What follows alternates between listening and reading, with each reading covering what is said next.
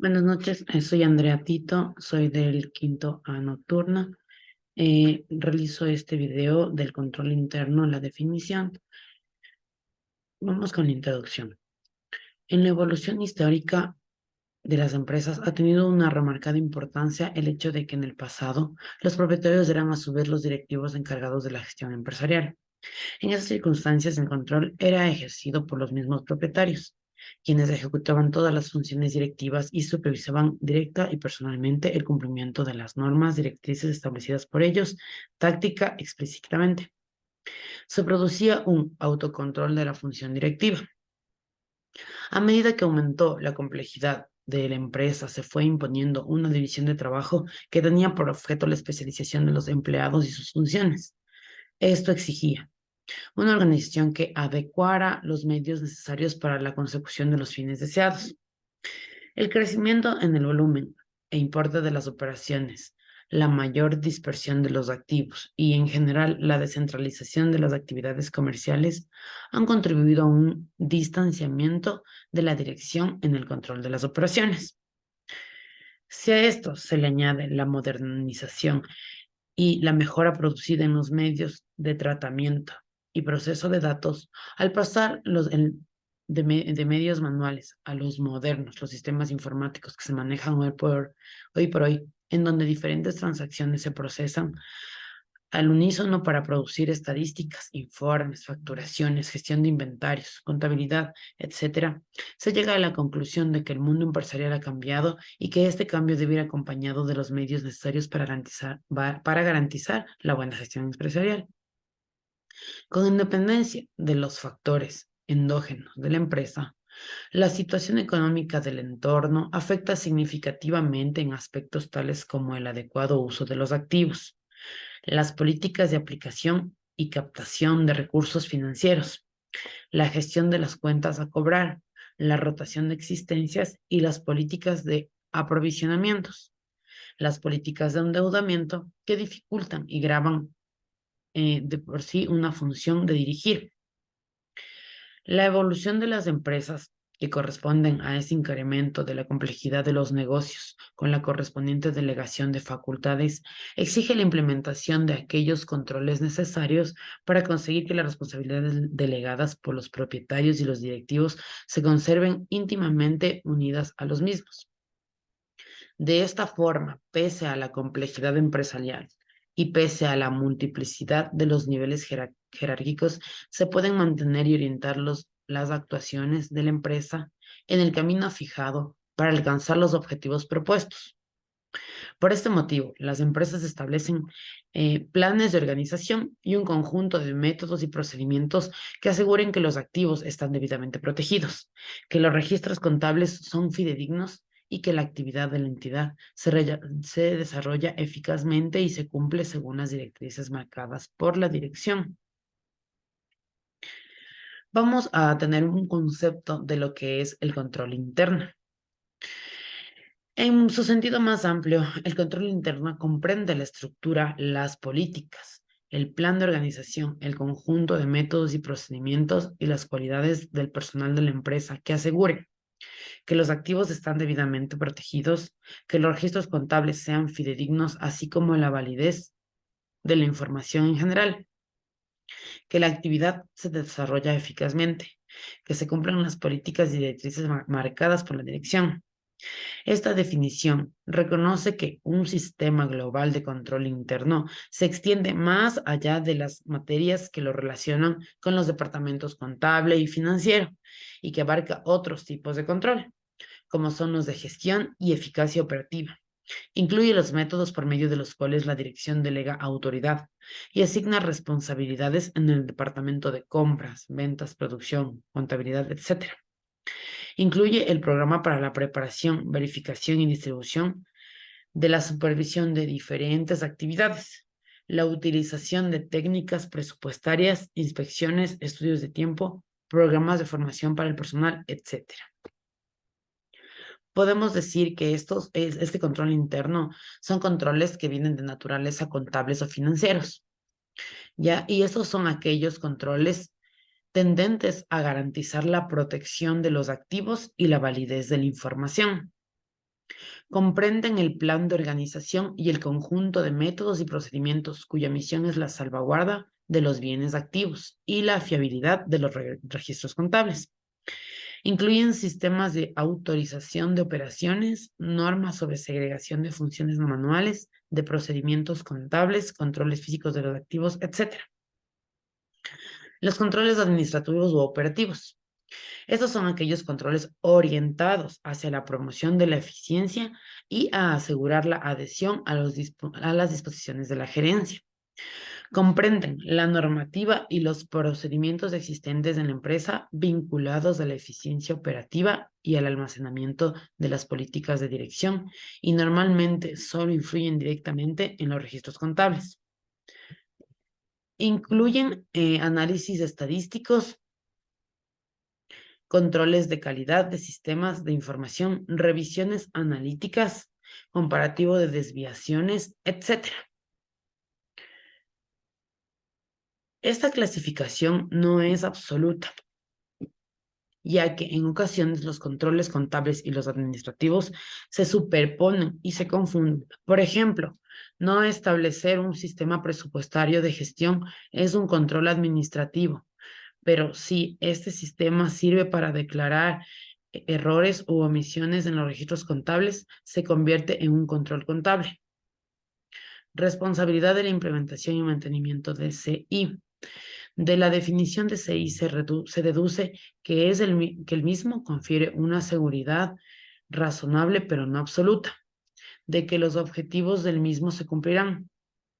La implementación y mantenimiento de un control interno es la responsabilidad de la dirección, que debe someterlo a una continua supervisión para determinar que funciona según este prescrito, modificándolo si fuera preciso de acuerdo con las circunstancias. La dirección deberá determinar el alcance y la naturaleza de los controles que se implantarán, dependiendo del volumen de las transacciones, el grado de control que la propia dirección es capaz de ejercer, la distribución geográfica, etc. La dirección será, en consecuencia, la responsable de administrar los activos o inversiones de los accionistas y de proporcionarles información financiera adecuada y fiable. En el ejercicio de esta responsabilidad, la dirección está expuesta a riesgos importantes, entre los que podemos destacar que se tomen decisiones basadas en información errónea, como pueden ser cuentas anuales incorrectamente preparadas o con datos importantes equivocados, que se produzcan pérdidas no controladas de los activos de la entidad. Un sistema de control interno adecuado permite prevenir, detectar, evitar o al menos mitigar estos riesgos, proporcionando a la dirección una relativa tranquilidad en el desarrollo de su gestión. Por el contrario, la inexistencia o inadecuación de tal sistema aumenta los riesgos y complica enormemente la actividad directiva. Una de las funciones principales del control interno es suministrar seguridad de que los errores o irregularidades se pueden descubrir con prontitud razonable, asegurando la fiabilidad e integridad de los registros contables. Podemos ver también que el control interno tiene limitaciones. Entonces, a continuación vamos a decir las limitaciones que puede tener. Todo sistema de control interno, por muy completo que sea, tiene una serie de limitaciones que son inherentes al sistema. Siempre existe la posibilidad de que al aplicar procedimientos de control surjan errores por diversos motivos, tales como mala comprensión de las instrucciones, errores del juicio, falta de atención del personal, fallos humanos, malos entendidos, negligencia, fraude, etc. Además, aquellos procedimientos cuya eficacia se basa en la segregación de funciones pueden eludirse como consecuencia de existir conclusión de los empleados implicados en el control interno. Igualmente, los procedimientos basados en el objetivo de asegurar que las transacciones se ejecutaran según los términos autorizados por la dirección resultarían ineficaces si las decisiones de éstas se tomaran de una forma errónea o irregular. Todo sistema de control interno conlleva limitaciones importantes que no pueden obviarse. ya que por un lado no se pueden implantar controles cuyo coste sea superior a los beneficios que deriven del control y, por otro lado, la evaluación de costes y beneficios es un proceso subjetivo basado en las mejores estimaciones de la dirección y es altamente dependiente de la estructura organizativa. Adicional, por más complejos que sean los controles internos, nunca podrán llegar a garantizar que no van a producirse errores ni irregularidades. Por todo ello, lo que se pretende es que los controles brinden una certeza razonable de que estas irregularidades sean detectadas e impedir que ocurran. Por otra parte, también podemos encontrar los objetivos del control interno contable y las etapas de una transacción. Los objetivos del control interno contable se relacionan con cada una de las etapas por las que discurre una transacción. Las etapas más importantes relativas a una transacción comprenden su autorización, ejecución, registro, custodia y salvaguarda de los activos que, en su caso, resulten de dicha transacción, con el fin de que las mismas hayan sido ejecutadas y que se encuentren clasificadas en las cuentas apropiadas. ¿Cómo se puede implantar y alcanzar un buen sistema de control interno? Definidos unos objetivos, será necesario instalar un sistema que comprenda las técnicas y los procedimientos necesarios para el logro de tal fin. Un sistema de control interno debe, por tanto, comprender el conjunto de técnicas necesarias para lograr determinados objetivos de control interno. Partiendo de los objetivos básicos del control interno, salvaguarda de los activos y fiabilidad de la información. Se han identificado los siguientes objetivos de control, genéricos aplicables a la totalidad de las empresas, diferenciándolos en dos grandes grupos. Los objetivos generales son autorización, clasificación, verificación y evaluación, protección física de los activos. Los objetivos operativos referentes al proceso de las transacciones a través de los sistemas contables son reconocimiento del hecho económico, aceptación de las transacciones, integridad del procedimiento, informes, integridad en los informes, integridad de las bases de datos, integridad de los enlaces. En los objetivos generales tenemos autorizaciones apropiadas, que es adecuada definición y comunicación de las responsabilidades. Todas las autorizaciones concedidas deben estar de acuerdo con los criterios establecidos por la dirección de la empresa. Clasificación contable apropiada.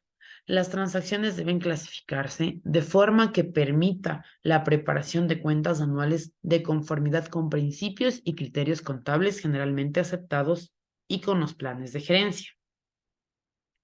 Verificación y evaluación.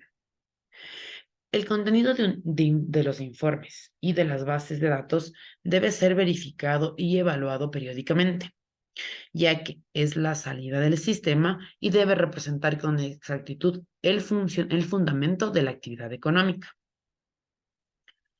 Es necesario adoptar técnicas para verificar y evaluar los resultados que se obtienen una vez procesadas todas las transacciones, dado que es impracticable desarrollar un sistema que procese e informe todas las transacciones con exactitud completa y absoluta. La verificación y la evaluación están orientadas a la detección de errores, al contrastar la información elaborada con la realidad. Esto significa que tenemos que tener una comparación entre los errores y lo que realmente se está haciendo en información. Salvaguarda física. El acceso de los activos de la entidad debe permitirse únicamente de acuerdo con los criterios de la gerencia. Debe establecerse una asignación clara de las autorizaciones de acceso y de las responsabilidades de custodia. Como activos deben considerarse tanto los bienes físicos, efectivos, valores, existencias, propiedades, como los sistemas informáticos, los registros y documentos y los programas y la documentación de los sistemas. Todo esto sería la salvaguarda física. Los objetivos operativos. Trata del proceso que sufren las transacciones en el sistema de la empresa, ya que éste debe realizarse de la forma fidedigna desde el inicio hasta el final, es decir, hasta la emisión de la información, aspectos a considerar. El reconocimiento de los hechos económicos. Los hechos económicos que afectan a la empresa deben ser sometidos para su aceptación en el momento en el que suceden. Se requiere una comunicación muy rápida si el hecho ha de convertirse en una transacción y ha de procesarse durante el periodo contable en que ocurrió. Aceptación de las transacciones. Los hechos económicos autorizados, y solo estos, deben convertirse en transacciones con exactitud y aceptarse para su proceso en tiempo oportuno. La falta de cumplimiento de este objetivo podría llevar a realizar transacciones no autorizadas o, por el contrario, a no procesar transacciones autorizadas. Integridad del procesamiento. Todas las transacciones aceptadas deben procesarse con exactitud, de acuerdo con las políticas de la gerencia y en el tiempo oportuno. Integridad de los informes. Los resultados de cada proceso deben informarse con exactitud. La dirección precisa información fiable para la toma de decisiones, ya que mediante los informes que nosotros presentemos a la dirección de la empresa, se van a tomar absolutamente todas las decisiones para la mejora continua de la empresa. Integridad de las bases de datos. Los elementos de las bases de datos deben reflejar con exactitud los resultados del procesamiento. La información elaborada y actualizada se archiva en sus correspondientes bases de datos, existiendo el riesgo de que en tal proceso se produzcan errores que repercutirían en procesos posteriores. Integridad de los enlaces. Una operación puede afectar a más de un sistema, por lo que es necesario garantizar la integridad de los enlaces que se producen entre los mismos. Para dar un ejemplo de esto, podríamos tomar que la facturación afecta a los clientes, a las existencias y al coste de ventas, ya que si hay un error en facturación, un cliente va obviamente a hacer un reclamo. Por ende, nuestro inventario se está topando en el momento en el que nosotros emitimos una factura, ya que se baja el producto y además el costo de ventas va a variar. Técnicas del control interno. El uso de los objetivos de control interno es una herramienta de gran utilidad, ya que permite identificar al nivel de detalle cuáles son las técnicas necesarias que permiten lograr tal o cual objetivo. Y, en todo caso, cuál es el riesgo que se corre por no contar con esas técnicas de control. Las técnicas de control que representan la forma en la cual se ejerce el control interno pueden clasificarse en dos grupos: técnicas de prevención y técnicas de descubrimiento. Las técnicas de prevención están destinadas a proporcionar una seguridad razonable de que únicamente se reconocen y procesan transacciones válidas. Como por ejemplo podemos citar autorización de todas las transacciones, procedimientos de validación de datos previos a su proceso, doble verificación de datos introducidos en el sistema informático, segregación y rotación de funciones, normas y procedimientos claramente definidos. Las técnicas de descubrimiento son aquellas técnicas tendentes a proporcionar certeza razonable de que se descubren los errores e irregularidades. Como por ejemplo podemos citar los inventarios físicos de las existencias, utilización de documentación prenumerada, comparaciones de datos reales con presupuestos, conciliaciones bancarias, auditoría interna. En estos ejemplos son ilustrativos, ya que la lista potencial de técnicas de control interno podría ser muy alta en el momento de verificar cada uno de estos procedimientos, ya que son importantes para la empresa y tienen que netamente ser verificados, autorizados y tienen que ser corregidos en su momento para poder eh, realizar informes adecuados y poder tomar las correctas decisiones.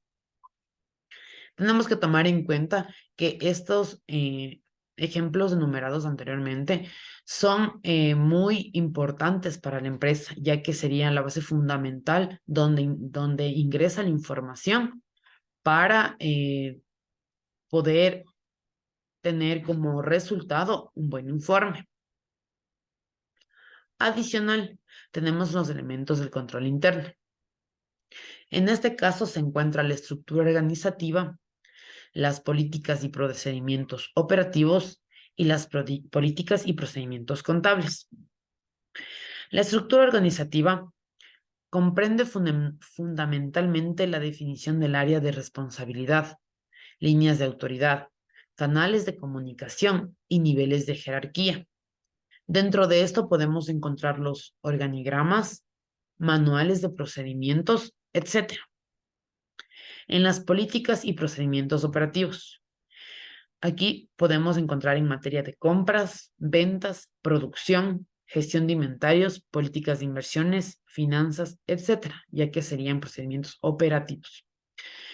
Las políticas y procedimientos contables, incluyendo a todo el sistema de información de la empresa, no solo la contabilidad patrimonial básica, sino también el control presupuestario de las estadísticas, etcétera.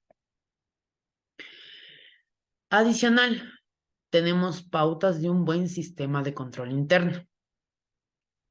La empresa debe establecer las técnicas de control interno en función de sus necesidades y de unos objetivos claramente definidos, los cuales deben alcanzarse mediante la utilización de los recursos disponibles, a menudo escasos. Sería engorroso y costoso que la empresa instalara todas las actividades técnicas que se conocen o pueden imaginarse. Referentes a la estructura organizativa, tenemos la definición de responsabilidades, autoridad, etc. Las funciones del personal de la organización, así como sus relaciones con el resto de sus integrantes, deben establecerse de forma clara y precisa. Por ejemplo, debe existir una relación de personas autorizadas para firmar cheques, cancelar sueldos deudores, incobrables, etc. Segregación de funciones. Es muy importante la segregación de las siguientes funciones: decisión o autorización de las operaciones, custodia física de los activos, contabilización, pese a la separación de funciones. Estas deben ser coordinadas adecuadamente para posibilitar la eficiencia operativa de la empresa en su conjunto. Por ejemplo, la decisión de una compra-venta de valores mobiliarios, su custodia física y el control contable de los mismos. Niveles adecuados a las facultades otorgadas. Es importante que las funciones se asignen a personas que por su capacidad estén en condiciones de llevarlas a cabo de forma eficiente. Por ejemplo, la cancelación de las deudas incobrables será decidida por el Consejo de Administración o por el director y no por un empleado de menor nivel.